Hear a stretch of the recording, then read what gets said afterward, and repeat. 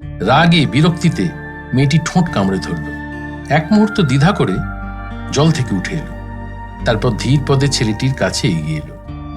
ছেলেটি নিবিষ্ট চিত্তে গাছের ওপর কি যেন দেখছিল, যেন পৃথিবীর আর কোনো দিকে তার কোনো লক্ষ্য নেই। রাগে গা জ্বলে গেল। তিক্ত স্বরে মেয়েটি বলল, দেখুন। হ্যাঁ? ছেলেটি চমকে তার দিকে তাকালো। মেয়েটি বললে, এত দূর থেকে দেখতে আপনার বোধহয় অসুবিধে হচ্ছে। ঘাটের পাড়েই চলুন না। না না, আমার স্নানের এখনো বাকি আছে।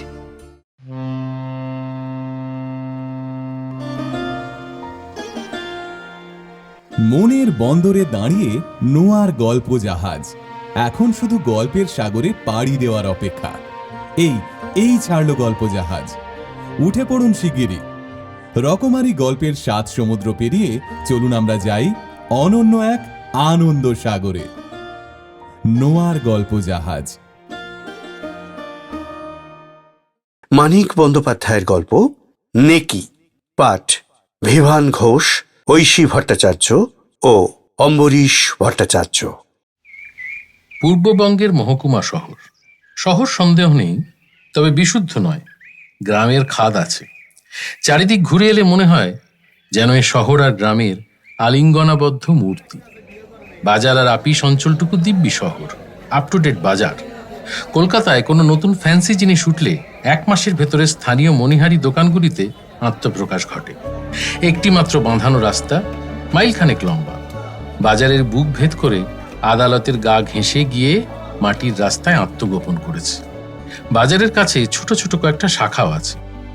বাজারের কিছু দূরে পাকা রাস্তার ধারে একটি হাই স্কুল, কাছাকাছি পাবলিক লাইব্রেরি, টাউন হল, অফিসারদের ক্লাব, ক্লাব সংলগ্ন টেনিস কোর্ট ইত্যাদি। অভাব নেই কিছুরই, শহর যেমন হয় আর কি।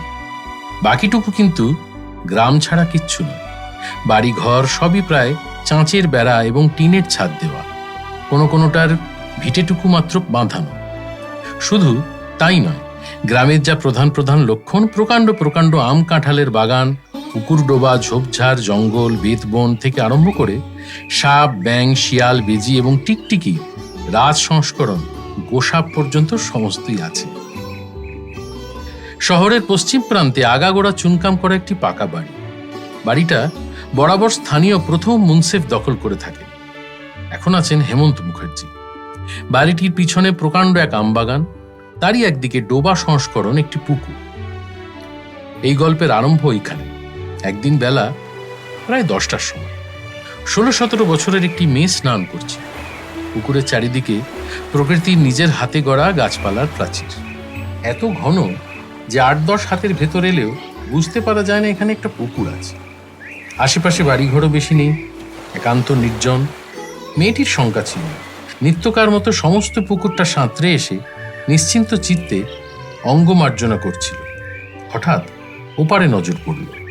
বছর 22-23-এর একটি ছেলে, চোখে সোনার চশমা, একটি আম গাছের গুঁড়ি ঘেঁষে দাঁড়িয়ে আছে। ত্রস্তভাবে নিজেকে আকণ্ঠ নিমজ্জিত করে দিয়ে মেয়েটি সংযত হয়ে নিল। জড়সড় হয়ে তেমনিভাবে গলা পর্যন্ত জলে ডুবে দাঁড়িয়ে রইল। ভাবল ভদ্রলোকের ছেলে, সরে যাবে। ছেলেটির কিন্তু নড়বার কোনো লক্ষণ দেখা গেল না, তেমনি ভাবে দাঁড়িয়ে রইল। রাগে বিরক্তিতে মেয়েটি ঠোঁট কামড়ে ধরল। এক মুহূর্ত দ্বিধা করে জল থেকে উঠে এলো। তারপর ধীর পদে ছেলেটির কাছে এগিয়ে এলো। ছেলেটি নিবিষ্ট চিত্তে গাছের ওপর কি যেন দেখছিল, যেন পৃথিবীর আর কোনো দিকে তার কোনো লক্ষ্য নেই। রাগে গা জ্বলে গেল। তিক্ত স্বরে মেয়েটি বলল, দেখুন। হ্যাঁ? ছেলেটি চমকে তার দিকে তাকালো। মেয়েটি বললে, এত দূর থেকে দেখতে আপনার বোধহয় অসুবিধে হচ্ছে। ঘাটের পাড়েই চলুন না। না না, আমার স্নানের এখনো বাকি আছে। আমায় বলছেন? দ্বিতীয় ব্যক্তি তো কারোকে দেখছি না এখানে। আপনি ভদ্রলোকের ছেলে, আপনার যদি এরকম প্রবৃত্তি। না মানে আর একদিন আপনি উকি মারছিলেন, কিছু বলিনি, কিন্তু এই আপনার কোন দেশি ভদ্রতা? আপনার বাঁধে না তো আমরা যে লজ্জায় মরে যাই। মানুষকে এত নীচ ভাবতেও যে কষ্ট হয়। বিবর্ণ মুখে ছেলেটি বললে, এসব আপনি কি বলছেন? আমি ন্যাকামি। ছেলেটির মুখ দেখে মন একটু নরম হয়েছিল। এই ন্যাকামিতে আবার কঠিন হয়ে গেল। কটু কণ্ঠে বললে, অন্যায় বলেছি? 2 চোখ বড় বড় করে দেখুন, আপনাকে আমি লজ্জা করব না। স্নানের সময় গরু মহিষও তো মাঝে মাঝে জল খেতে আসে। ঘুরে দাঁড়িয়ে পা বাড়াল। পেছনে ব্যাকুল কণ্ঠ শোনা গেল। দাঁড়ান। মেয়েটি ফিরে দাঁড়ালো। আমায় বিশ্বাস করুন, আপনি স্নান করছিলেন, আমি তা দেখিনি। ন্যাকামি। আর একদিনের কথা বললেন না, কিন্তু আমি তো মোটে কাল কলকাতা থেকে এখানে এসেছি। আশেপাশে যদি দু একটা পাখি মেলে সেই আশায় বন্দুক নিয়ে বেরিয়ে পড়েছিলাম। একটা ঘুঘু এদিকে উড়ে এসেছিল, কোথায় যে বসলো তাই দেখছিলাম আর কি, আপনাকে দেখিনি। হাতের বন্দুকটা দেখিয়ে বললে, দেখুন, এটা দেখে হয়তো আপনার বিশ্বাস হবে। পিছন ফিরে ঘাটের দিকে চলতে চলতে মেয়েটি বললে। ন্যাকামি করবেন না, আমি কচি খুকি নই। ছেলেটির মুখ কালো হয়ে গেল। সকালবেলার উজ্জ্বল আলো পর্যন্ত যেন এক সুন্দরী তরুণীর দেওয়া কুৎসিত অপবাদের ছাপে মলিন হয়ে উঠল। ছেলেটি নিঃশ্বাস ফেলে সরে গেল।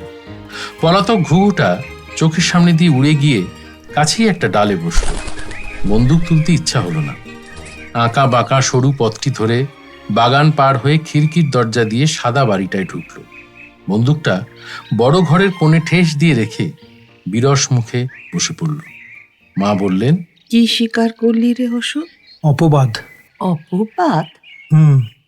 বলে অনেকক্ষণ চুপ করে থেকে অশোক বললে, গায়ের মেয়েগুলি ভারী ঝগড়াটে হয়, তাই না মা?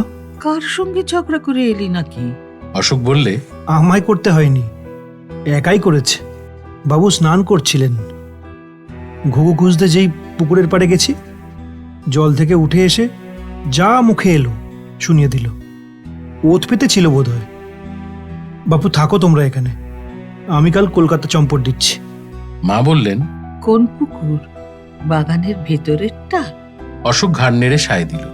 ও, তবে বোধহয় হৃদয় মুক্তারের ভাগ্নি। খুব সুন্দর দেখলি?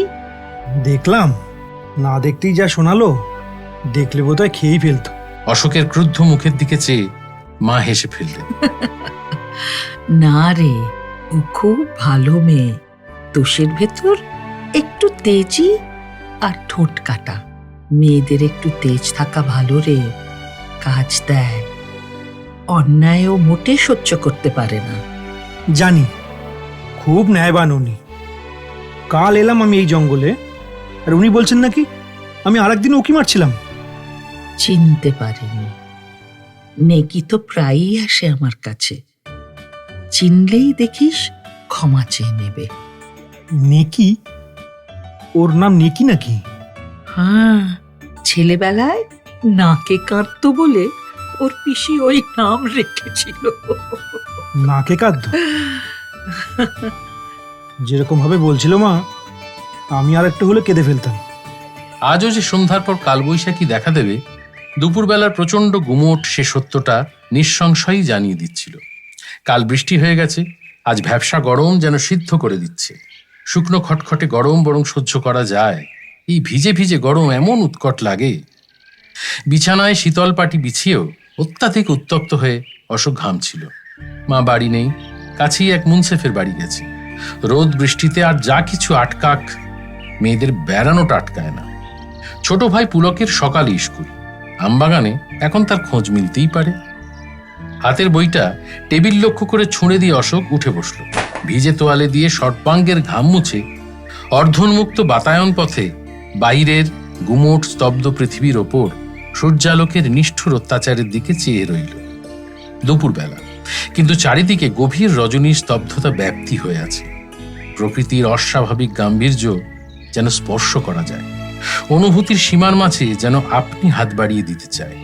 হঠাৎ চাপা দীর্ঘশ্বাসের মতো সামান্য একটু বাতাস বয়ে যেতেই ভেজানো দরজাটা মৃদু শব্দ করে খুলে গেল। মুখ ফিরিয়ে চাইতেই অশোক অবাক হয়ে দেখল খান দুই বই হাতে নেকি উঠান দিয়ে আসছে। ভিজে চুল পিঠের উপর ছড়িয়ে রয়েছে। রোদের হাত থেকে বাঁচবার জন্য শাড়ির আঁচলটুকু মাথায় তুলে দিয়েছে। বড় ঘরে উঁকি মেরে অশোকের মাকে না দেখে মাসিমা বলে ডাক দিয়ে নেকি অশোকের ঘরের সামনে এসে দাঁড়ালো। বিছানার ওপরের লোকটার দিকে নজর পড়তেই সে রীতিমতো চমকে উঠল। আপনি? ও হ্যাঁ, ঠিক। মা বাড়ি নেই। বাড়ি নেই, বই দুখানা ফেরত দিতে এসেছিলাম। জানালা দিয়ে বাইরের দিকে দৃষ্টি রেখে অশোক বললে, ও ঘরের টেবিলের উপর রেখে যান। নেকির যাবার লক্ষণ তো দেখা গেল না। সেইখানে দাঁড়িয়ে সপ্রতিভভাবে প্রশ্ন করলে, আপনি অশোক বাবু না? তাহলে কালকে ঘুঘুর কথাটা বিশ্বাস করতে হলো। নেকির মুখের দিকে চেয়ে অশোক বললে, আমার সৌভাগ্য, তা বিশ্বাসটা হলো কিসে? আমি অশোকবাবু বলে? মৃদু হেসে নেকি বললে, হ্যাঁ, মাসিমার কাছে আপনার এত কথা শুনেছি যে বিশ্বাস না করে উপায় নেই। আপনার আসবার কথা জানতাম, রাগের মাথায় খেয়াল ছিল না। এখানকার কোনো ফাজিল ছোঁড়া মনে করেছিলাম আপনাকে। বেশ করেছিলেন। আপনি ভীষণ চটেছেন দেখছি। অশোক কথা বললে না। নেকি বললে, চটার কথাই, মিথ্যে অপবাদ কে আর সইতে পারে। আচ্ছা, আমি হাত জোর করে ক্ষমা চাইছি, তাতে হবে তো? হবে। আচ্ছা, কেউ বাড়ি নেই এখন, বিকেল এলে ভালো করতেন। অর্থাৎ আপনি এখন যান, এই তো? অশোক নির্বিকার উদাসীনের কণ্ঠে বললে। সেরকমই তো মানে দাঁড়ায়। নেকির মুখ ম্লান হয়ে গেল। কথা না খুঁজে পেয়ে বলল, তাড়িয়ে দিচ্ছেন? না না, তাড়াবো কেন? অতখানি অভদ্রতা করতে পারি আপনার সঙ্গে? আমার বলবার উদ্দেশ্য... উদ্দেশ্য? আচ্ছা, উদ্দেশ্য মরুক। আসল কথা কি জানেন? আপনাকে না আমি ভারী ভয় করি। হয়তো বলে বসবেন আপনাকে একা পেয়ে আমি অপমান করেছি। বাকিও তো রাখলেন না কিছু। অভদ্র উক্তি, কুৎসিত ইঙ্গিত, চারিদিকের নির্জনতা অন্যরকম অপমানের অর্থটাকে এমনই স্ফুটতর করে তুলল যে অপমানে নেকির মুখ লাল হয়ে উঠল। বই দুটি মেঝের উপর ছুঁড়ে দিয়ে বললে, আপনি চাষা, নিজের মনে ময়লা থাকলে সমস্ত পৃথিবীটাকে কালো দেখায়। স্নানের ঘাটেই পরিচয় পেয়েছি। বলে ঝড়ের মতো চলে গেল। মিথ্যে অপমানের জ্বালা আছে, তাতে রাগ হওয়াটা আশ্চর্য নয়। কিন্তু এইবার অশোক স্পষ্ট উপলব্ধি করল সে ভুল করেছে। শ্রদ্ধা যার প্রাপ্য তাকে দিয়েছে অপমান। সে নয় নজর দিতে যায়নি, কিন্তু অমন কি কেউ যায় না? বাঙালির মেয়ে লজ্জায় মাটির সঙ্গে মিশিয়ে গিয়ে কোনো রকমে ক্ষুধিত দৃষ্টির সম্মুখ থেকে নিজের দেহটা সরিয়ে নিয়ে যায়। অমন মুখোমুখি অন্যায়ের বিরুদ্ধে দাঁড়াতে পারে কটি মেয়ে? ঘৃণায় নাসিকা কুঞ্চিত করে কটি মেয়ে একান্ত নির্জনে একজন অপরিচিত যুবকের মুখের উপর বলতে পারে, আপনি গরু মহিষ, আপনাকে আমি লজ্জা করব না? আজ তুচ্ছ আত্মাভিমানের বশে সেই মেয়েটিকে সে অপমান করেছে, তাও সে যখন ক্ষমা চেয়েছে তখন। বিকালে দু ভাইকে খাবার দিয়ে মা বললেন, তোর নেকিদি দুদিন এলো না কেন রে পুলক? পুলক আমে কামড় দিয়েছিল। আমটা সরিয়ে সংক্ষেপে জবাব দিল, দাদা বকেছে। আবার ঝগড়া হয়েছে তোদের? কি হয়েছিল? অশোক বললে, পরশু তুমি বাড়ি ছিলে না? দুপুরবেলা বই হাতে করে এসে হাজির। যেমনি বলেছি মা বাড়িতে নেই, বিকেলে আসবেন, মুখে যা এলো বলে দিয়ে চলে গেল। সবটুকু দোষ অশোক নির্বিচারে নেকির ঘাড়েই চাপিয়ে দিল। এমনি করে মানুষ নিজের অন্যায় করা জ্বালার সান্ত্বনা খোঁজে। বেদনা দেওয়া সহজ, আঘাত ততোধিক। কিন্তু অমন একটা সহজ কাজ করেও সুখ মেলে না। সুন্দরী এবং তরুণী, তার হাসি ভরা মুখখানি যে কথার আঘাতে ম্লান করে দিয়েছিল, এই স্মৃতিটা কাঁটার মতো ক্রমাগত বিঁধে চলল। মা বললেন, কি ছেলে মানুষই যে তোরা করছিস অশোক। নেকি তো গায়ে পড়ে ঝগড়া করার মেয়ে নয়। না, খুব ভালো মেয়ে। রোদ পড়ে এলে পুলককে নিয়ে অশোক বেড়াতে বার হলো। আমবাগানের পরেই বিস্তৃত মাঠ, আলে আলে পায়ে পায়ে গড়ে ওঠা সরু পথটি দিয়ে চলতে তার এমনি ভালো লাগে। মাঝে মাঝে লাঙল দেওয়া খেতে নেমে পড়ে, মাটির ঢেলাগুলি পায়ের নিচে গুঁড়িয়ে যায়। ক্ষেতগুলি সমস্ত দিন বৈশাখের বেহিসাবি সূর্যের তাপ চুরি করে সঞ্চিত করে রাখে। সূর্য বিদায় নিলে মৃদুভাবে সেই তাপ বিকীর্ণ করে। অশোক সর্বাঙ্গ দিয়ে সেটুকু অনুভব করল। চষা মাটির অস্পষ্ট সুবাস তার মনকে উদাস করে দেয়। পুলকের হাত ধরে চলতে চলতে অশোক ভাবে, এমনি ভাবেই মাটি যেন নিজেকে চিনিয়ে দিতে চায়। নিশ্চল জড়, যেন বলতে চায়, সারা জগতের জীবনের রস যোগাই আমি, মাই চিনে রাখু। মাঠের পরে বাড়ি থেকে মাইলখানেক তফাতে ছোট্ট একটা নদী। এখন স্রোত নেই, স্থানে স্থানে জল জমে আছে, বাকিটুকু বালিতে বোঝায়। সাদা ধবধবে বালি এককালে স্রোতের নিচে ছিল। জলের গতি নিপুণ শিল্পীর মতো অপূর্ব নকশা এঁকে দিয়েছে। কোথাও বালির বুকে ঢেউয়ের ছবির হুবহু ছাপ পড়েছে, কোথাও বিচিত্র রেখার সমাবেশে সূক্ষ্ম আলপনা গড়েছে। এমনি সূক্ষ্ম, এমনি কোমল যে দেখলে মনে হয় আঁকলোকে। অশোক নিত্য এখানে এসে বসে, পায়ের দাগে বালির কারুকার্য নষ্ট করে দেয়। অশোক ব্যথিত হয়ে ওঠে, অথচ এই কারুকার্য 99% জনের চোখেই হয়তো পড়ে না। তুচ্ছ বলে না, সূক্ষ্ম সৌন্দর্য আবিষ্কার করবার মানুষের একটা বিপুল অক্ষমতা আছে বলে। অশোক আজ সেইখানেই যাচ্ছিল। আমবাগানের ভেতরে একটা মোটা গাছের গুঁড়ি পাক দিতেই অশোক আর নেকি একেবারে মুখোমুখি পড়ে গেল। কাপড় গামছা নিয়ে নেকি স্নান করতে যাচ্ছিল। চোখাচোখি হতেই তার মুখের ভাব কঠিন হয়ে উঠল। নিঃশব্দে একপাশে সরে গিয়ে সে অশোককে পথ দিল। অশোক এগিয়ে গিয়েছিল। নেকিদি, আজ যে আমাদের বাড়িতে যাও না? দাদা আর কিচ্ছু বলবে না, মা বকে দিয়েছে। দাঁড়িয়ে ডাকল। পুলক, আয়, দেরি হয়ে যাচ্ছে। নেকি পুলককে কাছে টেনে নিয়ে কি বলতেই সে আনন্দে হাততালি দিয়ে উঠল। নেকির হাত থেকে গামছাটা টেনে নিয়ে বললে, তুমি যাও দাদা, আমি যাব না। নেকিদির সঙ্গে সাঁতার কাটবো। বেড়াতে যাবি না? পুলক ঘাড় নেড়ে বললে, রোজই তো বেড়াই, আজ সাঁতার দেব। তুমিও এসো না দাদা, তিনজনে সুইমিং রেস দেব। নেকিদির সঙ্গে তুমি পারবে না। অশোক ধমক দিয়ে বললে, এই অবেলায় পচা ডোবায় স্নান করলে অসুখ হবে। এখন বেরিয়ে আসি, চল। কাল সকালবেলা বড় পুকুরে সাঁতার কাটবো দুজন মিলে। পুকুরের ছোট বড়ত্বের জন্য পুলকের মাথা ব্যথা ছিল না। নেকিদির সঙ্গে সাঁতার দিতে পেলেই সে সুখী। নেকির গা ঘেঁষে দাঁড়িয়ে তার একটা হাত চেপে ধরে দাদার প্রস্তাবে প্রবল আপত্তি জানিয়ে দিল। নেকি তার হাত ধরে পুকুরের দিকে অগ্রসর হলো। অশোক ক্রুদ্ধ হয়ে বললে, আচ্ছা, এই অবেলায় যে ওকে পচা ডোবায় স্নান করার জন্য নাচালেন, অসুখ হলে দায়ী হবে কে? মুখ না ফিরিয়ে নেকি জবাব দিল, আমি। ওর অভ্যেস আছে। অভ্যেস আছে? কিরকম? ও কি গেও ভূত যে পচা ডোবায় স্নান করার অভ্যেস থাকবে? গেও ভূত না হোক, শহুরে বাবু নয়। বলে নেকি পুলককে নিয়ে মোটা আম গাছটার ওদিকে অদৃশ্য হয়ে গেল। শহুরে বাবু? মেয়েটা শেষ পর্যন্ত তাকে শহুরে বাবু ঠাউরালো নাকি? নিতান্ত চোটে যত দূরে সম্ভব দূরে দূরে পা ফেলে হন হন করে বাগান পার হয়ে অশোক মাঠে গিয়ে পড়ল। মাঠে বেড়ানোর আনন্দটুকু মাঠে মারা গেল। অশোক ভাবলে, কি কুক্ষণেই মেয়েটার সঙ্গে দেখা হয়েছিল। সন্ধ্যের অন্ধকার একটু অস্বাভাবিক রকম ঘন হয়ে এলো। সেদিকে অশোকের নজর পড়ল না। নজর পড়লে নদীর চড়ায় বসে থাকার মতো সাহস তার আর হতো না। ঈশান কোণের জমাট বাঁধা কালো ছায়াটি যেরকম দ্রুত বেগে আকাশের অর্ধেকটা ঢেকে ফেললে, তাতে আর অল্পক্ষণের ভেতরেই যে সমস্ত আকাশ ঢেকে ফেলবে সে বিষয়ে সন্দেহ করবার উপায় রইল না। হলো তাই। আকাশ যখন প্রায় সবটা ঢাকা পড়েছে, তখন অশোক হঠাৎ ব্যাপারটা উপলব্ধি করল। তৎক্ষণাৎ উঠে দাঁড়িয়ে বাড়ির দিকে পা বাড়িয়ে দিল। যতবার শঙ্কিত দৃষ্টি তুলে আকাশের ভয়ানক কালো, ভয়ানক গম্ভীর মূর্তির দিকে চাইল, ততবারই তার গতিবেগ বেড়ে গেল। নেকি তো নেকি, ঝড় শুরু হওয়ার আগে কোনো রকমে বাড়ি পৌঁছানোর চিন্তা ছাড়া অন্য সব কথা তার মন থেকে বেমালুম লুপ্ত হয়ে গেল। এ সময় একরকম নিত্যকার ব্যাপার হলেও ইতিপূর্বে পূর্ববঙ্গের কালবৈশাখীর যে পরিচয় পেয়েছিল, তাতেই নির্জন মাঠে সেই কালবৈশাখীর সঙ্গে মুখোমুখি দাঁড়াবার কল্পনা করেই সে ভয় পেয়ে গেল। জমাট বাঁধা অন্ধকারকে শিউরে দিয়ে বিদ্যুৎ চমকে উঠল।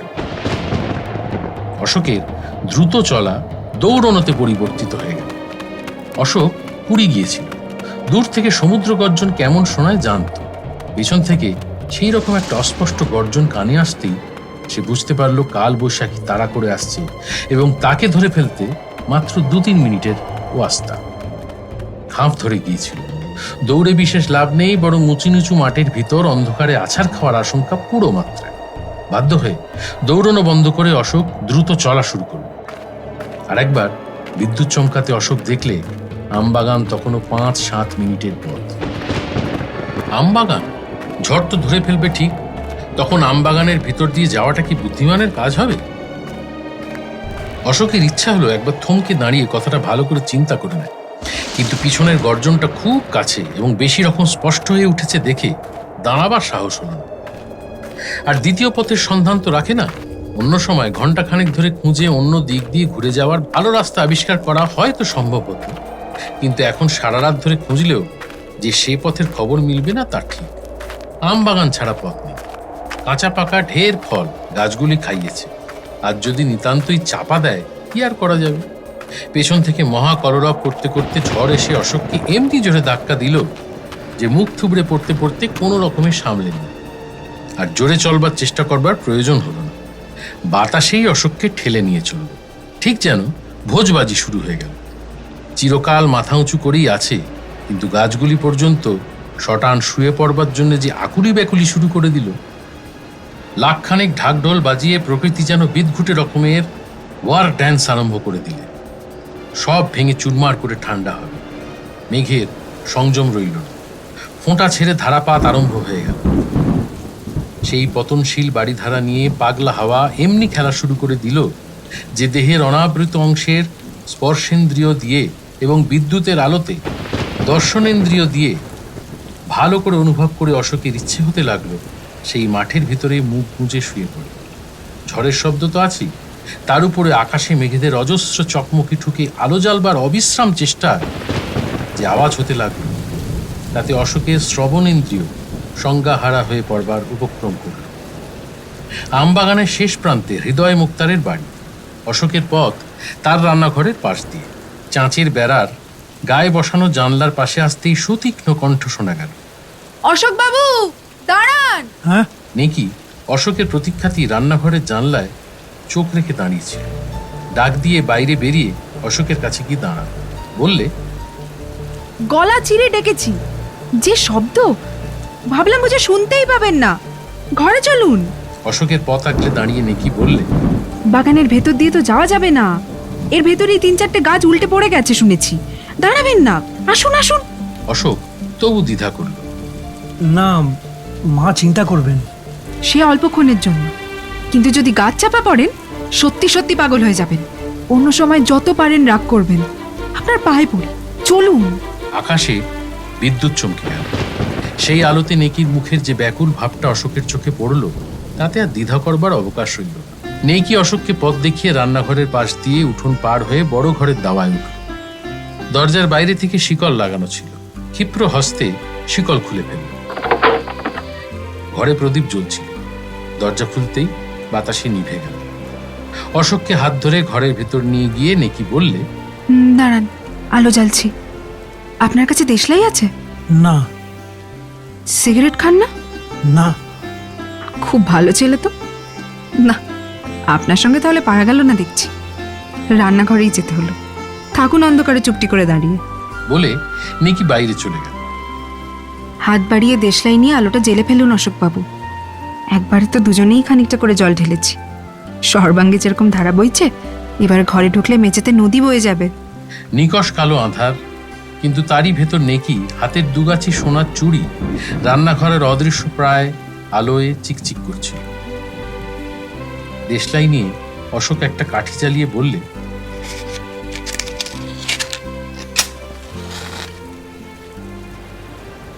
একেবারে ভিজে গেছেন যে। সেটা উভয়ই, পরে দুঃখ করা যাবে। বাতিটা জ্বালুন। আলো জেলে অশোক বললে, মেঝেটা সত্যিই ভেসেছে। তা হোক, মুছে নিলেই হবে। আলনা থেকে লাল পেড়ে শাড়িটা দিন। বাক্স না খুললে আপনার আবার কাপড় জুটবে না। অশোক শাড়িটা এনে দিলে। বারান্দার একদিকে একটু ঘেরা ছিল। শাড়ি নিয়ে নেকি সেখানে চলে গেল। অশোকের জামা কাপড়ের অতিরিক্ত জলটুকু ইতিমধ্যেই প্রায় সবটাই ঝরে গিয়েছিল, কিন্তু ভিজে জামার আলিঙ্গনটা বড়ই বিশ্রী লাগছিল। জামাটা খুলে হাতে নিয়ে নেকির প্রতীক্ষায় ঘরের মাঝখানে দাঁড়িয়ে অশোক একবার চারিদিকে চোখ বুলিয়ে নিল। প্রকাণ্ড ঘর, একপাশে দুটি বড় বড় খাট জোড়া লাগিয়ে পাতা রয়েছে। তাতে যে বিছানা আছে, খাটের অর্ধেকটা আবৃত করার সাধ্য তার নেই। সেকেলে আসবাব যেমন বিরাট তেমনি কদাকার। এক কোণে গোটা 20-25 হাঁড়ি কলসি, তাতে সংসারে চাল ডাল থাকে বোঝা গেল। পুরনো রংচটা একটা আলনা, সোজা দাঁড়াবার ক্ষমতাই নেই, হেলে পড়েছে। ফর্সা মলিন আস্ত এবং ছেঁড়া নানা রকমের নতুন পুরাতন ধুতি, শাড়ি, সেমিজ যত্ন করে গোছানো রয়েছে। চাঁচের বেড়ার গায়ে বাঁশের পেরেকে একটা আয়না ঝুলছে, কাছে একটা চিরুনি বোঝা। আয়নার নিচে একটা টুল, তার কাছে হাত ভাঙা কাঠের চেয়ার। একটা আম কাঠের সিন্দুক একটা কোণের সবটুকু দখল করে আছে। মাথা নিচু করে অশোক খাটের নিচে উঁকি মারল। ধুলোর মলিন বড় বড় পিতলের হাঁড়ি, কলসি, ডেকচি ইত্যাদি থেকে আরম্ভ করে কুলো ধুচুনি পর্যন্ত সেখানে জমা হয়ে আছে। সোজা হয়ে দাঁড়াতেই দরজার কাছে নেকি খিলখিল করে হেসে উঠে বললে, ভূত দেখছিলেন নাকি? না, বাঘ। অন্তত একটা শেয়াল যে খাটে নিচে। চোখ তুলে অর্ধপথে সে থেমে গেল। মন থেকে রাগের জ্বালা একদম মুছে গিয়েছিল। বিদ্বেষ শূন্য দৃষ্টি তুলে লণ্ঠনের আলোতে সম্মুখের তরুণী নারীটির মুখের দিকে চেয়ে অশোক মুগ্ধ হয়ে গেল। তাড়াতাড়ি কাপড় ছেড়ে এসেছে, ভিজে চুল ভালো করে মোছা হয়নি, একগোছা জলসিক্ত কুন্তল গালের পাশ দিয়ে লতিয়ে নেমে এসে বুকের উপর লুটিয়ে পড়েছে। কপালে বিন্দু বিন্দু জল জমে আছে। আলো পড়ে মনে হচ্ছে কি যেন মেয়েটার কপাল বেড়ে মুক্তোর মালা পরিয়ে দিয়েছে। চোখের পাতা ভেজা, তার অন্তরাল হতে যে দৃষ্টি মেলে চেয়ে আছে তার যেন তুলনা নেই। নেকি লাল হয়ে চোখ নত করলে। হঠাৎ আচ্ছা, তো আমি ভিজে কাপড়ে দাঁড়িয়ে আছেন খেয়ালই নেই। ধোপ দুরস্ত একখানা ধুতি এনে অশোকের হাতে দিয়ে ভিজে জামাটা নিয়ে বলল, কাপড় ছেড়ে ফেলুন, আমি আসছি। বলে বেরিয়ে গেল। কাপড় ছেড়ে অশোক ডাকলো, আসুন এবার। নেকি এলো। দরজা দিয়ে প্রথম থেকেই কিছু কিছু ছাঁট আসছিল। ঘরে এসে এক মুহূর্ত দ্বিধা করে নেকি দরজায় খিল লাগিয়ে দিল। ঘুরে দাঁড়িয়ে বললে, আমাকে আপনি আপনি করছেন, আমার বিশ্রী লাগছে। এতটুকু সাহস নেই যে তুমি বলেন? অশোক বললে। সাহস আছে কিনা পরিচয় পাবে। ওটা কি হলো? বলে রুদ্ধ দরজার দিকে আঙুল বাড়িয়ে দিল। নেকি বললে, এই সহজ কথাটা বুঝলেন না? ছাঁট আসছিল, বন্ধ করে দিলাম। মেঝেটা ভাসিয়ে দিয়ে তো লাভ নেই কিছু। কিন্তু সেসব পরে বিবেচনা করা যাবে অশোকবাবু। আপনি কোচার খুঁটটা গায়ে দিয়ে ভাঙা চেয়ারটাতে বসুন। আমার নাম নেকি, কিন্তু ন্যাক আমি দু চোখে দেখতে পারি না। আপনার সঙ্গে একা এক ঘরে যদি থাকতে পারি, দরজা খোলা বন্ধে বিশেষ আসবে যাবে না। খোলা থাকলে বরং ঘরটা ভিজবে। তুমিও বসো, কতগুলো প্রশ্ন আছে। খাটের কোনায় বসে হাসি মুখে নেকি বলল, হুকুম করুন। তুমি এখানে একা থাকো? নেকি হেসে উঠল। তাই কি আপনি সম্ভব মনে করেন নাকি? থাকি তিনজনে, মামা, পিসিমা আর স্বয়ং। মামা জমি দেখতে পরশুদিন মফস্বলে গেছেন। পিসি বিকেলে কাদের বাড়ি গিয়েছিল, ঝড়ের জন্য আটকা পড়ে গেছে। যে আচমকা ঝড় এলো আজ, আপনি ফিরছেন না দেখে আমার যা। ঝড়ের সময় মাঠের মাঝে ভারী ভয় হয় অশোকবাবু। ব্যস্ত হয়ে উঠে দাঁড়িয়ে অশোক বলল, আমি চললাম। নেকি বিস্মিত হয়ে বলল, কি হলো আবার? আমার মতন মূর্খ নেই আর। ছি ছি, একবারও খেয়াল হলো না। কি হলো বলুন না।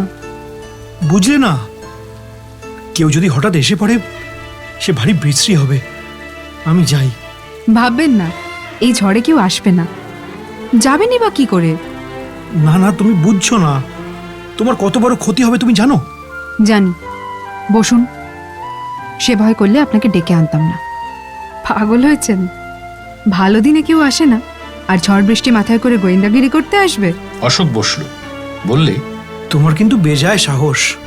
লোকে নাই জানুক, আমাকে তো তুমি একরকম জানোই না, কি করে ডেকে আনলে? আপনাকে জানি না কে বলল? আমি বলছি, এসেছি মাত্র 5 দিন, দেখা হয়েছে 3বার, 3বারই ঝগড়া করেছি। চেনবার সুযোগ কোথায় পেলে? পুকুর পাড়ে বরং। নেকি খিলখিল করে হেসে উঠল। ওটা তার স্বভাব।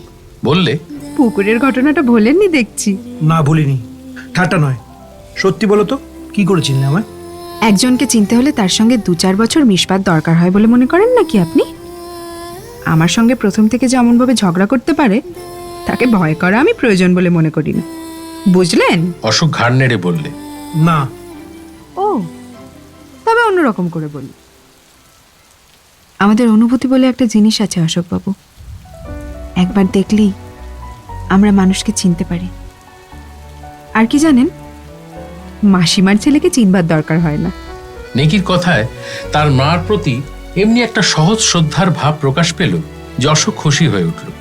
একটু চুপ করে থেকে বললে, আচ্ছা নেকি, তোমার ভালো নামটা কি বলো তো? নেকি নামটা পছন্দ হয় না? ও নামটা আমার একেবারে মানায় না। কি বলেন? আপনি না হয় আমাকে লীলা বলবেন। লীলা? বেশ নাম। সত্যি বেশ। অশোক জবাব দিলে না, একটু হাসল। আপনার খিদে পেয়েছে? আম খাবেন? না। আম খাবেন না? তাহলে কি দিই বলুন তো? কাল সন্দেশ করেছিলাম, গোটা চারে কাছে বোধ হয়, তাই খান তবে। অশোক আবার ঘাড় নাড়ল। ঘাড় নাড়ছেন যে খালি, ইচ্ছেটা কি? ইচ্ছে না খাওয়ার। বাড়ি থেকে যতদূর সাধ্য খেয়ে বেরিয়েছিলাম, খিদে নেই। রাগ হলো? আচ্ছা দাও, খাবো। থাক, খিদে না থাকলে খেতে নেই।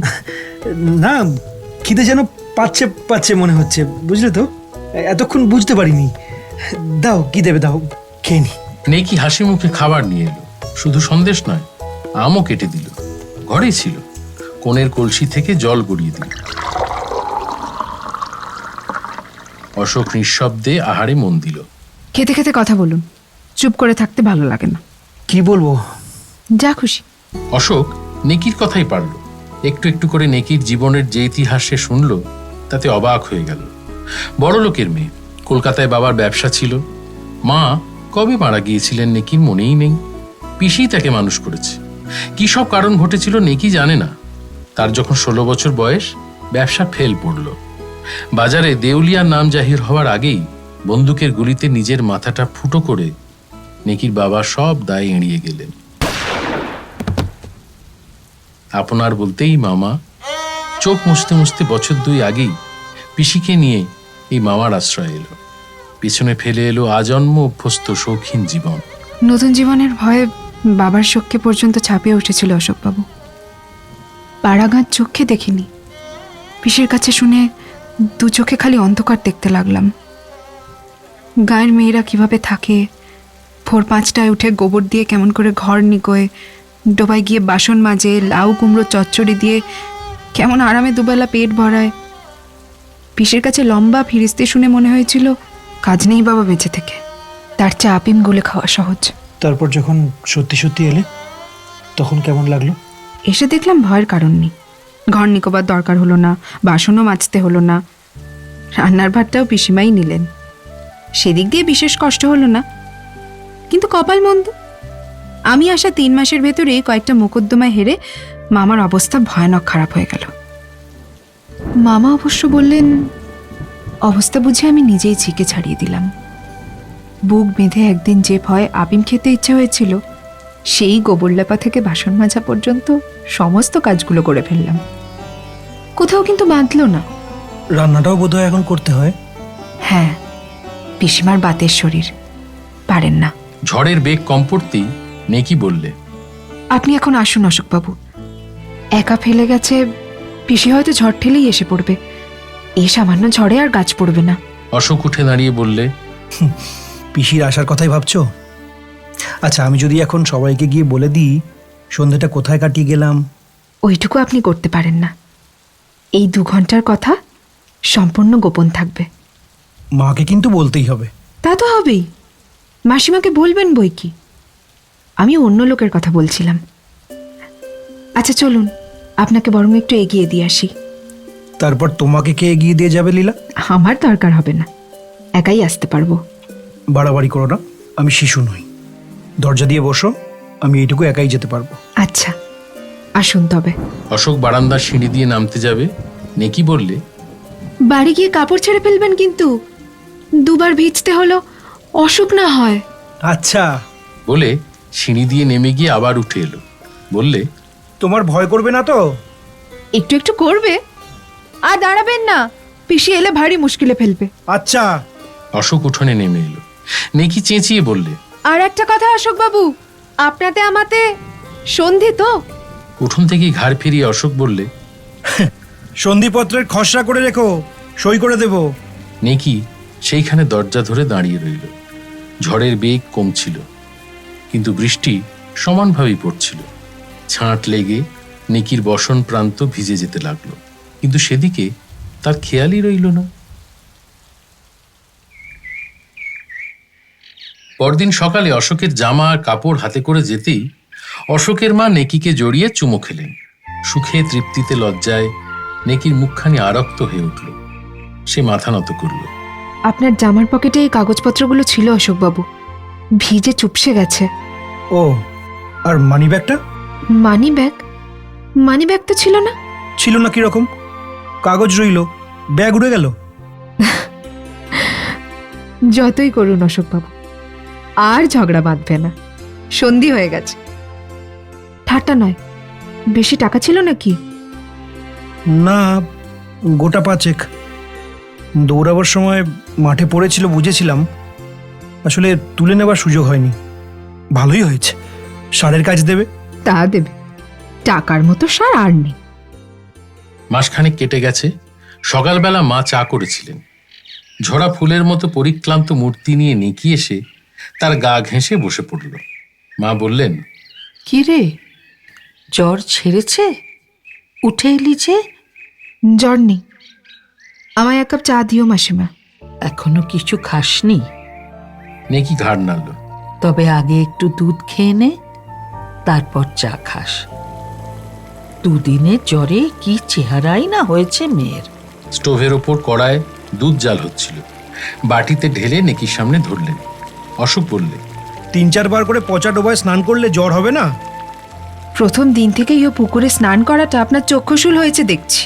কি মুশকিল, এ মেয়েটা প্রথম দিনের সেই ঘটনাটুকু নিজেও ভুলবে না, অশোককেও ভুলতে দেবে না। মা কি কাজে উঠে যেতেই বাটির দুধ প্রায় সবটা গলায় ঢেলে দিয়ে চোখ কান বুজে উদরস্থ করে ফেলল। ভালোই তো। ভালো বই কি, মার আসবার আগে পালাই তাহলে। আরে না না, বসো না। রাঁধতে হবে, পিসিমার অসুখ। এই শরীরে রাঁধবে? না রাঁধলে চলবে কেন? মামা 2 দিন হাত পুড়িয়ে রেঁধে রেখেছেন। এই যা, আসল কথাটা বলতেই ভুলে গেছি। বিকেলে আপনার আম খাবার নেমন্তন্ন রইল, পুলকেও নিয়ে আসবেন। বিকেলে প্রায় 6টার সময় পুলককে সঙ্গে নিয়ে অশোক আম খাবার নিমন্ত্রণ রক্ষা করতে গেল। হৃদয় চক্রবর্তী একগাল হেসে অভ্যর্থনা করলেন। আসুন আসুন আসুন আসুন। কি সৌভাগ্য, কি সৌভাগ্য, কি সৌভাগ্য আমার। চক্রবর্তীর বয়স নির্ণয় করা দুঃসাধ্য। মাথার চুলে পাক ধরেছে। চুল বলা সঙ্গত নয়, কদম ফুলের পাপড়ি। মুখে দাড়ি গোফের জঙ্গল। হাসবার উপক্রম করলেই সেই জঙ্গল ফাঁক হয়ে তামাকের ধোঁয়ার বিবর্ণ কতকগুলি দাঁত আত্মপ্রকাশ করে। এমনি অতিরিক্ত বিনয় প্রকাশ করতে লাগলেন যে সেগুলি প্রকাশ হয়েই রইল। বড় ঘরে বারান্দায় সেই ভাঙা চেয়ার আর টুলখানা পাতা হয়েছিল। অশোক আর পুলককে বসিয়ে চক্রবর্তী নিজে একটি পিঁড়ি দখল করে উবু হয়ে বসে ডাকলেন, নেকি নেকি। নেকি ভেতর থেকে সাড়া দিল। আম কেটে নিয়ে যাচ্ছি মামা। 2 থালা বোঝাই আম দুজনের সামনে ধরে দিতেই অশোক বললে, এ কি, এত আম খাবো কি করে? ও কিছু না কিছু না কিছু না, যুবাকাল, লোহা পেটে পড়লে হজম হয়ে যাবে। খান খান খান খান, লজ্জা করবেন না। আপনার মা ঠাকুরন নেকিকে স্নেহ করেন তাই, নইলে আমাদের মতো লোকের বাড়ি আপনাদের খেতে বলা আবশ্যই হতো না। নেকি মুচকি হেসে ভেতরে চলে গেল। কি যে বলেন! খা পুলক, খা। উনি যখন ছাড়বেনই না, যা পারি খাই, বাকিটা নষ্ট হবে। চক্রবর্তী মুক্তার মানুষ, বকতে পারেন। আসর সরগরম করে রাখলেন। অশোক কখনো হুঁ দিয়ে কাজ ছাড়তে লাগলো, কখনো বললে, তা বই কি। কখনো মৃদু হেসে বললে। বিষয় থেকে বিষয়ান্তরে ভ্রমণ করে চক্রবর্তী কলিকালের লোকের ধর্মজ্ঞানহীনতা এবং উৎকট লোকপরায়ণতার কথা কীর্তন করলেন। বললেন, আদালতে এত মামলা মোকদ্দমা কি জন্য মশাই? হ্যাঁ, ওই লোক মিথ্যে সাক্ষী তৈরি করে জমিকে জমি আছে তাই আত্মসাৎ করার চেষ্টা। কেন রে বাবু? হ্যাঁ, পরের জিনিস নিয়ে টানাটানি কেন? নিজে যা আছে তাই নেড়ে খানা। অশোক ঘাড় নেড়ে সায় দিলে। তা বই কি। এইবার চক্রবর্তীর এই চিন্তার উৎসমুখের সন্ধান পাওয়া গেল। একটি পাজি লোক তার 5 বিঘে জমি যে কিরকম ভাবে আত্মসাৎ করবার উপক্রম করেছে এবং অশোকের বাবার কাছেই মিথ্যে দাবির মোকদ্দমা রুজু করেছে, সবিস্তার বর্ণনা করে চক্রবর্তী ফোঁস করে একটা নিঃশ্বাস ফেললেন। শুনে অশোক আন্তরিক দুঃখ প্রকাশ করলেন। থালা অর্ধেক খালি করে ঠেলে দিতেই চক্রবর্তী হাত জোর করলেন। কি আরেকটু খান, আরেকটু খান, এ তো কিছুই খেলেন না। আর আরেকটু আরেকটু আরেকটু। অশোক ব্যস্ত হয়ে বললে, আর খাওয়ার ক্ষমতা নেই, নইলে ফেলে রাখতাম না, বিশ্বাস করুন। লোকটির প্রতি অশ্রদ্ধায় অশোকের অন্তর পূর্ণ হয়ে গেল। বাপের বয়সী ভদ্রলোক বিনয়ের ছলে নিজেকে ক্রমাগত হীন করে ফেলেছেন দেখে বেদনা অনুভব করলে। জোর হাতেই চক্রবর্তী নিবেদন করলে, আচ্ছা আচ্ছা আচ্ছা আচ্ছা, জোর করবো না, তবে 2টি সন্দেশ অন্তত মুখে দিন। বলে হঠাৎ ক্রুদ্ধ হয়ে হাঁকলেন। এই নাকি নাকি এই যে চাই মেয়েটা, নেকি নিঃশব্দে চৌকাঠের কাছে এসে দাঁড়ালো। এই যে মা জননী, দুটো আম ফেলে দিলেই হবে? এ কি হেজি পেজি লোক পেয়েছিস? বাপের তো টাকা ছিল, এইটুকু শিক্ষা হয়নি? তা আর সন্দেশগুলো কি তোর জন্য এনেছি নাকি? সন্দেশ নেই। হ্যাঁ, নেই? কি হলো? হলোটা কি? পাখা গজিয়েছে? আছে, দেওয়া যাবে না। হাড়ি ভেঙে সন্দেশ মাটিতে পড়ে গিয়েছিল। ও, তা হাঁড়ি ভাঙলো কেন? তাকের ওপর ছিল, বেড়ালে ফেলে দিয়েছে। বলে চক্রবর্তী স্তব্ধ হয়ে গেলেন। অশোক হেসে বললে, বেড়ালে ভালোই কাজ করেছে, খুব ভালো কাজ করেছে। এর উপরে সন্দেশ খেলে ডাক্তার ডাকতে হতো। চক্রবর্তী শখেদে বললেন, হায় হায় হায় হায় হায়, 16-17 বছর বয়স হলো, কোনো দিকে যদি একটু নজর থাকে। আপনার জন্য কত যত্ন করে আনা। হায় হায় হায় হায় হায়, আগেই জানি অদৃষ্ট আমার নিতান্তই মন্দ। অশোকের ভাগ্যে সন্দেশ জুটল না, সেজন্য চক্রবর্তীর অদৃষ্ট মন্দ হতে যাবে কেন ভেবে অশোকের হাসি পেল। লোকটির কি অপূর্ব বিনয়। চক্রবর্তী বলে চললেন, অদৃষ্ট মন্দ না হলে এমনটা হয়? 7 পুরুষের জমি আমার, তাতে আর একজন ভোগা দেবার চেষ্টা করছে। আপনার বাবার কাছে যতক্ষণ মোকদ্দমা আছে আমার কোনো ভাবনা নেই।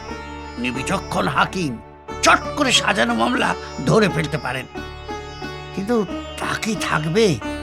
দেবে হয়তো কোনো দরখাস্ত ছেড়ে কোনো ওই কাঠখট্টা হাকিমের হাতে গিয়ে পড়বো। ঈশ্বরই জানেন। হায় হায় হায়। সন্ধ্যার অন্ধকার ঘনিয়ে আসছিল।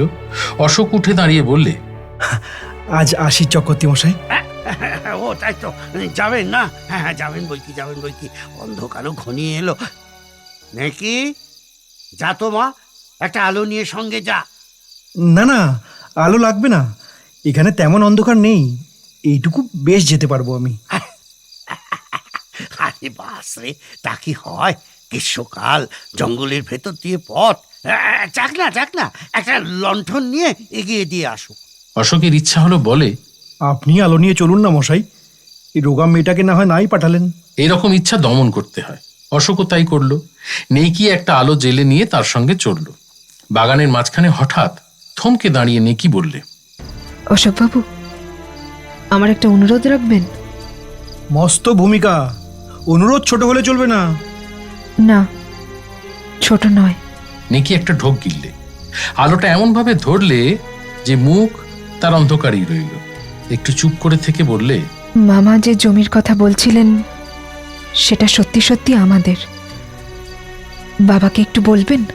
সম্মুখে সাপ দেখলে মানুষ যেমন চমকে ওঠে, অশোক ঠিক তেমনি চমকে উঠল। অন্য অবস্থায় এই অনুরোধ অশোকের কাছে এতটা কদর্য ঠেকত না।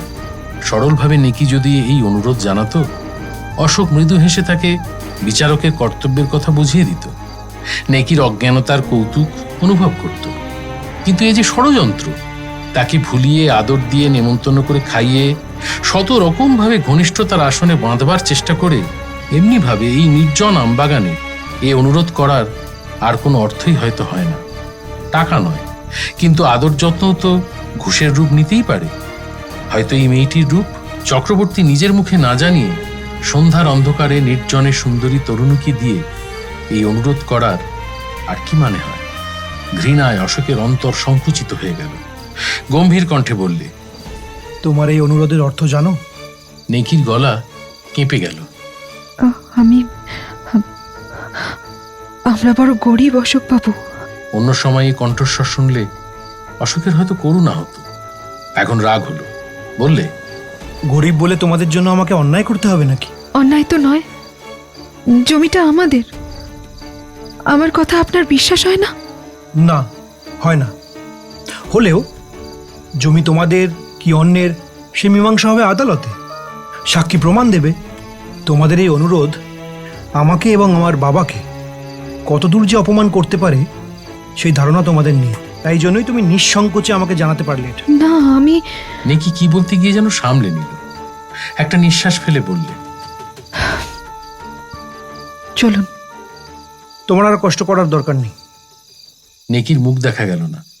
দেখলে অশোক ভয় পেয়ে যেত। বললে, অতিরিক্ত সাধুতা ফলাবেন না অশোকবাবু। অহেতুক দংশন, অন্তরে জ্বালা ধরলে কারণ যাই হোক এই রকম যুক্তিহীন কথাই মুখ দিয়ে বার হয়। অশোক কিন্তু তা বুঝলে না।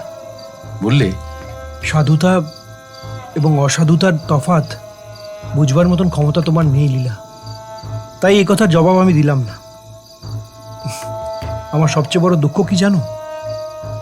ভগবানের দেওয়া এই রূপ তুমি তুচ্ছ ঘুষের মতন ব্যবহার করলে। অন্তরে ওই কথাটাই বড় যন্ত্রণা দিচ্ছিল, তীক্ষ্ণ কাঁটার মতো বিঁধছিল। অসতর্ক মুহূর্তে অশোকের শিক্ষা দীক্ষা বুদ্ধি সকলের বাধা ঠেলে বেরিয়ে এলো। এমন বিশ্রী শোনালো যে অশোক নিজেই চমকে উঠল। নেকির হাত থেকে আলোটা পড়ে গিয়ে বার কয়েক দপদপ করে জ্বলে নিভে গেল। পুলক ভয় পেয়ে গিয়েছিল। অশোকের একটা হাত ধরে বললে, দাদা বাড়ি চলো, দাদা বাড়ি চলো, চলো না। অশোক মনকে বোঝালো, নতুন একটা অভিজ্ঞতা সঞ্চয় হলে মন্দ কি? ফুলে যে কীট থাকে সে তত্ত্বটা তো জানাই ছিল, এবার থেকে সাবধান হওয়া যাবে। উফ, কিরকম জড়িয়ে জড়িয়ে বাঁচছিল। মুক্তি পেলাম, বাঁচা গেল। মুক্তিও বটে, বাঁচাও বটে, দুটোর একটা চিহ্ন অশোক খুঁজে পেল না। বাঁধন খসেছে মনে করতেই বাঁধনে টান পড়ল। যা নেই বলে জানলো তারই টানে টানে পাকে পাকে হৃদয় ভেঙে পড়তে চায় দেখে অশোক চমকে গেল। অশোক দেখে অবাক হয়ে গেল, নেকিকে সে যেভাবে ভাবতে চায় নেকি সেভাবে ধরা দেয় না। মনে হয় বিতৃষ্ণা যেন তার চোখের সামনে কুয়াশা রচনা করে দিয়েছে। সেই কুয়াশার ভেতর দিয়ে নেকিকে সে নিষ্প্রভভাবে দেখছে, কিন্তু কুয়াশার ওদিকে নেকি তেমনি উজ্জ্বল হয়েই আছে। অশোক ধরতে পারে না, কিন্তু তার মনে হয় কোথায় যেন ভুল হয়েছে। খোঁজে, হদিশ মেলে না। রাত্রে খাওয়া দাওয়ার পর বিছানায় শুয়ে অন্ধকারে সে আগাগোড়া একবার ভেবে নিল। হঠাৎ ভুলটা ধরা পড়ে গেল। চক্রবর্তী, হৃদয় চক্রবর্তী, ঠিক। অশোক ধর্মর করে বিছানায় উঠে বসলো। মূর্খ, মূর্খ, নিতান্ত মূর্খ সে। সবটুকু যে হৃদয় চক্রবর্তীর খেলা এটুকু বুঝবার ক্ষমতা তার নেই। মামা আদেশ করলে তার কথা নেকি কেমন করে অস্বীকার করবে? আজ 1 মাস যার সঙ্গে পরিচয়, যার চরিত্রের এতটুকু অংশ তার কারো কাছে গোপন নেই, তাকে কি করে এতখানি হীন বলে সে মনে করলো? নেকির তো বিন্দুমাত্র অপরাধ নেই। অশোকের বুক থেকে মস্ত একটা ভার যেন নেমে গেল। বন্ধনের যে দড়িদাঁড়াগুলো এতক্ষণ বেদনা দিচ্ছিল, হঠাৎ সেগুলি হয়ে গেল ফুলের মালা। খুব ভোরে ঘুম ভাঙতি অশোক আমবাগানে চলে গেল। পুকুর ধারে ঘাটের কাছে একটা তাল গাছ কাত হয়ে পড়েছিল। তার গুঁড়ির ওপরে বসে সরু সাঁকো পথটির দিকে চেয়ে রইল। একগোছা বাসন হাতে নিয়ে ঝোপ ঘুরে পুকুরের তীরে এসে অশোকের দিকে নজর পড়তেই নেকি থমকে দাঁড়িয়ে পড়ল। এক রাত্রে তার উপর দিয়ে ঝড় বয়ে গেছে। চোখ লাল, চোখের কোণে কালি। কাল বিকেলে অতি যত্নে কবরী রচনা করেছিল কার জন্য, বুঝে কাল অশোকের খুশির সীমা থাকেনি। আজ সে কবরী বিশৃঙ্খল হয়ে আছে। অশোকের বুক টনটন করে উঠল। কাছে এসে বললে, লীলা, আমাকে মাফ করো। নেকি সর্বাঙ্গ কেঁপে উঠল, জবাব দিতে পারল না। অশোক আবার বললে, আমি বুঝতে পারিনি লীলা, তোমার কোনো দোষ ছিল না। ছিল না? না, আমি জানি তোমার মামার জন্যই তুমি। আপনার পায়ে পড়ি অশোকবাবু, যে নীচ ভগবানের দেওয়ার রূপকে ঘুষের মতো ব্যবহার করে, দয়া করে তাকে নিচেই থাকতে দিন, পথ ছাড়ুন। অশোক পথ ছেড়ে দিল। তার অস্বাভাবিক বিবর্ণ মুখের দিকে চেয়ে দাঁত দিয়ে ঠোঁট কামড়ে ধরে নেকি ঘাটে নেমে গেল। পরদিন অশোক কলকাতা রওনা হল।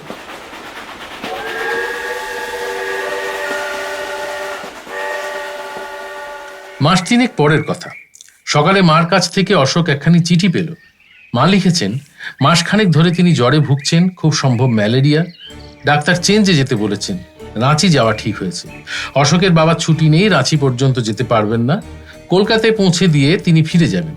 কলকাতা থেকে অশোককে সঙ্গে যেতে হবে, সে যেন প্রস্তুত হয়ে থাকে। চিঠি পড়ে অশোক মিনিট 15 ভাবলো, তারপর সুটকেস গোছাতে বসলো। সেই দিন রাত্রে সিরাজগঞ্জ মেলে উঠে বসলো।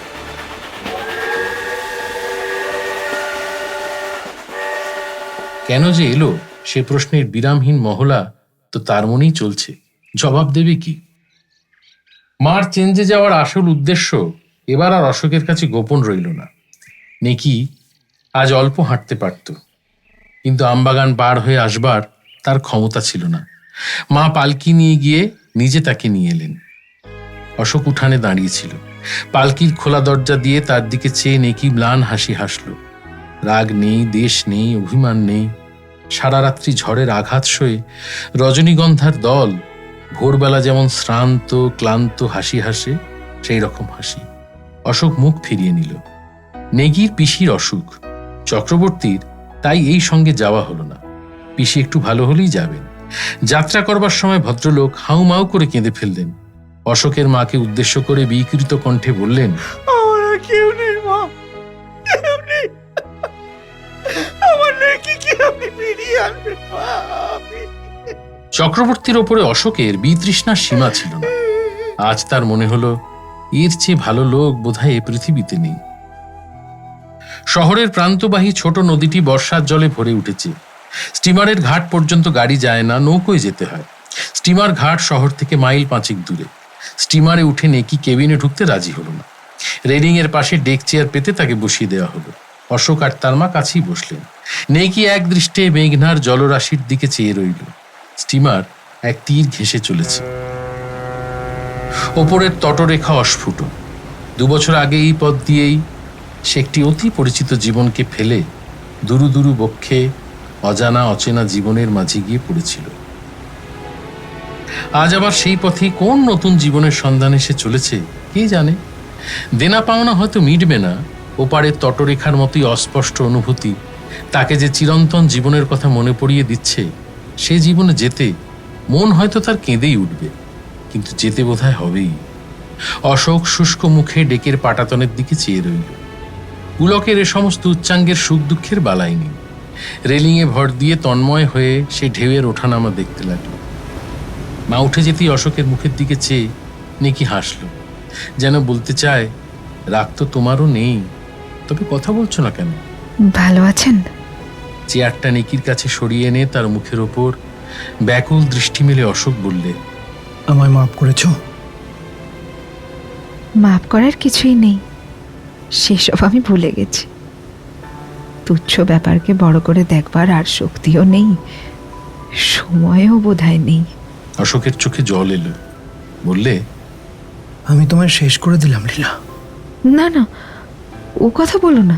হঠাৎ অশোকের দিকে আঙুল বাড়িয়ে বললে, কতগুলো সাদা পাখি কেমন সার বেঁধে চলেছে দেখো, বক তো নয়। অশোক দেখলে, বললে, না, বুনো হাঁস। হাঁস?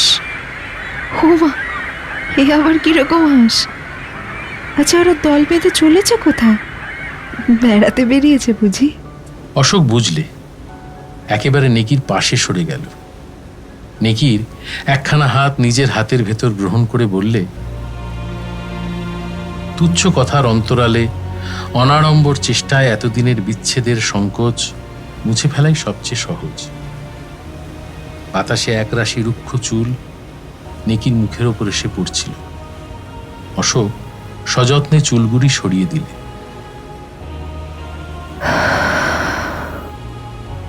আরামে নেকির চোখ পুঁজে এলো। নিঃশব্দে অশোকের আঙুলের স্পর্শটুকু সমস্ত মন দিয়ে উপভোগ করে চোখ মেলে অশোকের মুখের দিকে চেয়ে লজ্জিত সুখের হাসি হেসে বললে, ঘুমোই। নেকির হাতখানি অশোকের হাতের মুঠোতেই ধরা রইল। নেকির মুখের ওপর থেকে দৃষ্টি সরিয়ে নীল আকাশের বুকে সঞ্চরণশীল শ্বেত চন্দনের ফোঁটার মতো গতিশীল বুনো হাঁসগুলির দিকেই সে চেয়ে রইল। শ্রাবণের আকাশ, কিন্তু মেঘ নেই। ওপারের অস্পষ্ট তটরেখা অস্পষ্ট হয়েই রইল। অশোক মনে মনে বললে, ঘুমো লীলা, ঘুমো।